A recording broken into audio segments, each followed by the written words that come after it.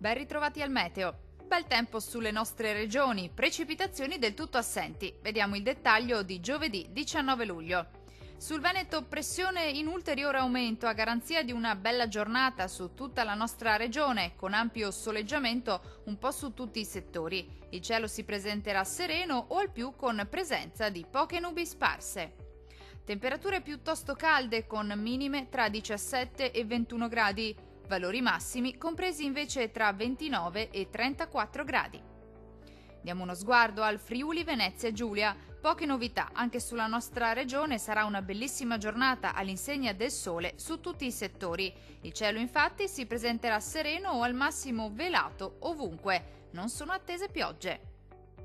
Clima caldo con temperature minime tra 18 e 20 gradi. Valori massimi oscillanti invece tra 30 e 33 gradi circa.